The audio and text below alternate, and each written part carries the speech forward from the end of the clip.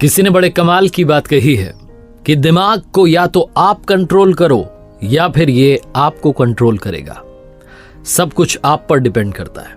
नमस्ते दोस्तों, मेरा नाम है आरजे कार्तिक।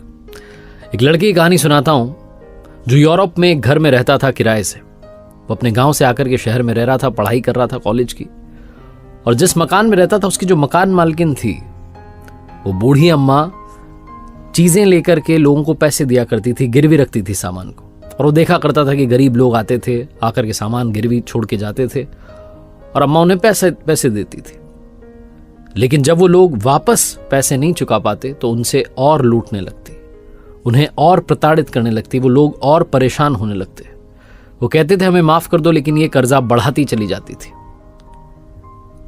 ये लड़का जब भी उस बूढ़ी अम्मा को देखता था, अपनी मकान मालकिन को देखता था, इसको बहुत गुस्सा आता था कि क्या औरत है, क्या कर रही है, गरीब लोगों के साथ में ऐसा कर रही है, माफ क्यों नहीं कर देती कर्जा।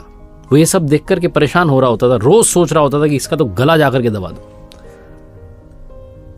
एक दिन उसके घर से पैसे आना बंद हो गए, कम्युनिकेशन भी नहीं हो पा रहा था, कम्युनिकेट नहीं कर पा रहा था घर पर कि बात क्या हुई है। फिर एक दिन तार आया कि पिताजी की तबीयत खराब है, पैसे नहीं भेज पाएंगे। ये वापस घर जाना चाहता था लेकिन इसके पास में पैसे खत्म हो गए थे। मजबूरन इसे अपनी मकान मालकिन के पास जाना पड़ा, उस बूढ़ी अम्मा के पास जाना पड़ा। अब इसने सोचा कि क्या मैं उनको गिरवी रखने के लिए सामान दूं, तो इसने अपनी घड़ी दे दी।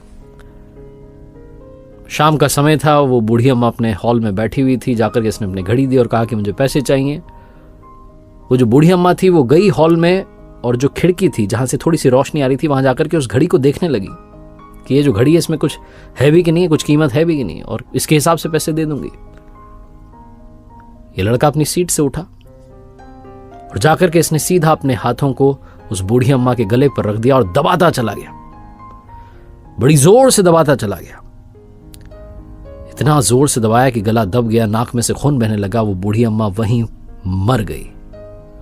और जैसे ही वो खून इसकी उंगलियों पर आया, ये चौंक गया, ये डर गया। इसने तुरंत उस बूढ़ी अम्मा को छोड़ा और कहने लगा मैंने नहीं मारा, मैंने नहीं मारा। पुलिस इसे पकड़ के ले जा रही थी और ये कह रहा था मैंने नहीं मारा, मैं कैसे मार सकता हूं। इसने नहीं मारा। वो 2 साल से जो इसके दिमाग में थॉट्स चल रहे थे, ये देख रहा होता था और सोच रहा होता था कि इसका तो गला दबा दूं, उस थॉट ने बूढ़ी अम्मा को मारा। क्योंकि जैसे ही ये वहां गया, इसके दिमाग ने ऑटोमेटिकली इसे इस तरीके से डायरेक्ट किया कि जाओ जाकर के गला दबा दो, और इसने गला दबा दिया। क्योंकि 2 साल से यही सोच रहा था कि इसका तो गला दबा दूं। उस दिन नहीं दबाना चाहता था, उस दिन तो जरूरत में था, उस दिन तो पैसे चाहिए थे, लेकिन 2 साल से सोच रहा था। छोटी सी कहानी जो हमें सिखाती है कि हमारी ब्रेन बहुत कमाल की चीज है। या तो आप इसे कंट्रोल करेंगे या ये आपको कंट्रोल करेगी। कई बार जब हम घर से निकलते हैं ऑफिस के लिए, कॉलेज के लिए, स्कूल के लिए, तो डायरेक्शंस नहीं देने होते। ये जो सुपर कंप्यूटर है इसको मालूम है कि किधर जाना है, ये अपने आप आपको ले जाकर के वहां पर पहुंचा देती है। कई बार आप सोच भी नहीं रहे होते कि किस मोड़ पर मुड़ना है, लेकिन गाड़ी अपने आप घूम जाती है, क्योंकि आपकी ब्रेन को सब कुछ पता है। कुछ अपने से काम करने लगती है। आप जैसा सोचते जाएंगे वैसा ये काम करने लगेगी। आपके विचार ही आपके कर्म बन जाते हैं। ये छोटी सी कहानी बस यही समझाती है। इसलिए जो आप सोच रहे हैं उसके बारे में सोचें कि आप क्या सोच रहे हैं। अच्छा सोचना शुरू कीजिए, अच्छा करना शुरू कीजिए।